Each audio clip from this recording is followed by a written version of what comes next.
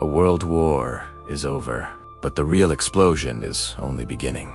The 7 years war fought across continents and oceans has ended with one undeniable victor: the British Empire. After years of bloodshed, Britain has crushed its French and Spanish rivals, and now claims new dominions stretching from India to the West Indies. And, most dramatically, across the wild expanse of North America, France surrenders nearly all its colonial possessions, 3 million square miles, a landmass rivaling the entirety of Europe.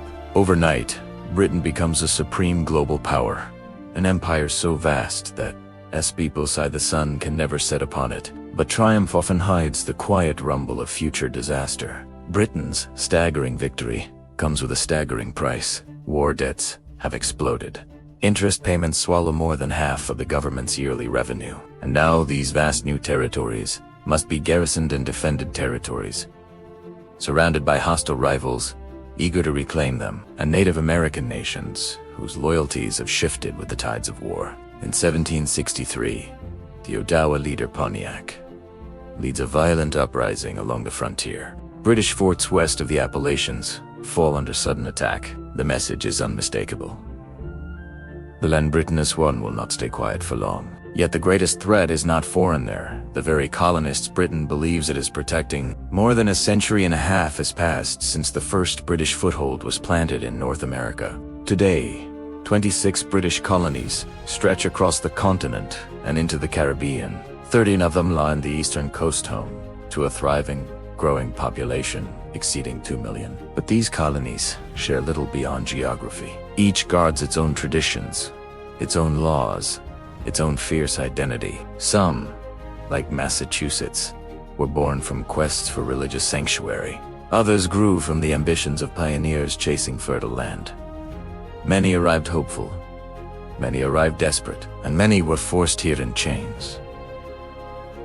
Slavery is legal everywhere. In the northern colonies, enslaved Africans make up a small minority. But in the southern colonies, their labor powers entire economies: rice, tobacco, indigo, fortunes built on forced toil. In South Carolina, enslaved Africans outnumber free colonists. Immigration reshapes the colonies of Scots, Irish, Germans, and Ruli, determined, carving something new out of the wilderness. American culture emerges bold and brash, more self-assured than deferential. Old ties to the mother country quietly fray. For much of colonial history, Britain barely interfered. Salutary neglect. Te cayet. Italiano. The colonies prospered, governing themselves while Britain focused on richer prizes in India and the Caribbean. But now, with war debts spiraling and new lands to protect, London's attention snaps sharply back across the Atlantic. Someone must pay the cost of emperand. Many believe the colonies should shoulder more of that burden. After all, a typical Briton pays 26 shillings a year in tax. A New Englander pays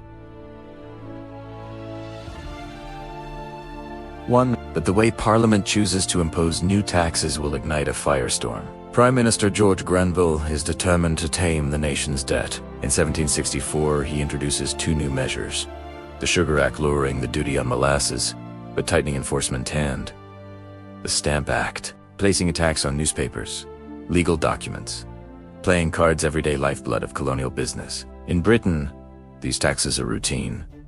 In America, they detonate like a bomb. The Stamp Act enrages merchants, lawyers, ship ownersmen who command influence, presses, and crowds. Pamphlets flood the colonies warning of tyranny, debt, ruin, slavery. But beneath the outrage lies a deeper principle.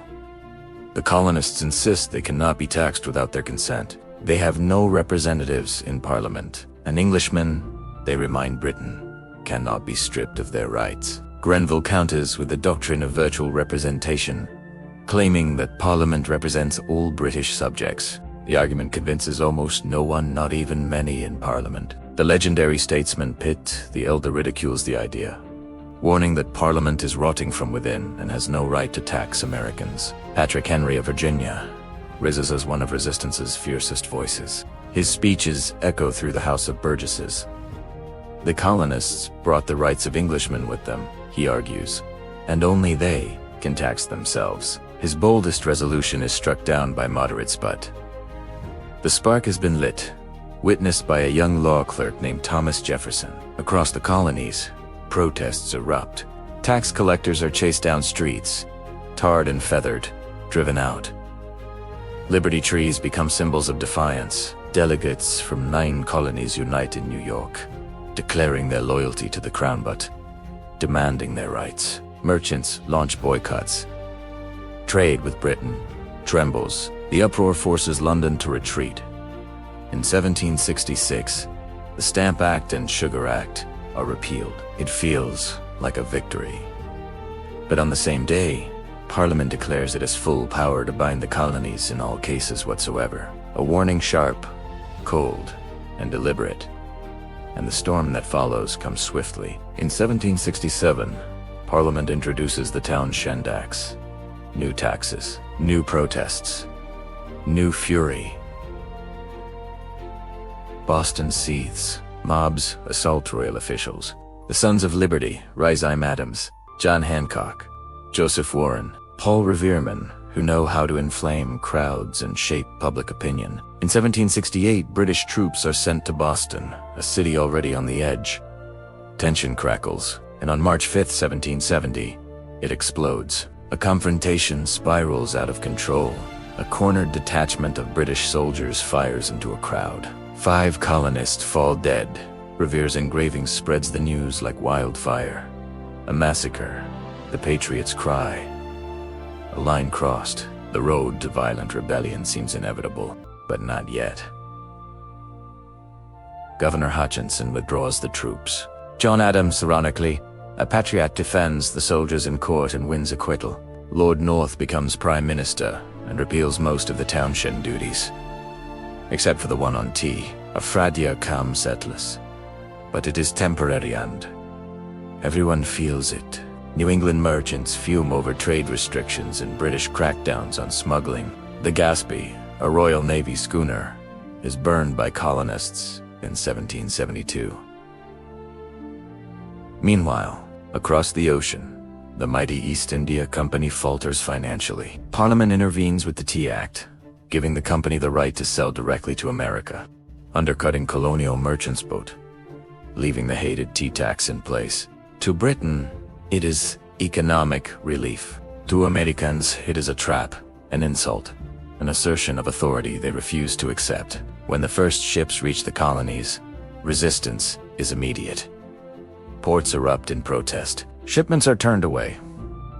But in Boston, the governor refuses to yield. And so, on a cold December evening in 1773, men disguised as Mohawk warriors creep aboard 3 Toledan ships. They splinter 340 crates and pour 92,000 pounds of tea into the harbor, an act so dramatic and unmistakable that it shocks the world. John Adams praises it as a moment of dignity and defiance, a blow that will echo through history. Britain sees only anarchy, a direct challenge to imperial rule. The message from London is grim and uncompromising. Enough. The empire's authority must be upheld even if force is required. And as Parliament prepares its response, the final fuse to revolution is quietly being lit. Thanks to all viewers, supporters, and those who continue exploring the past with passion and curiosity. The story moves forward, and what comes next will reshape the world.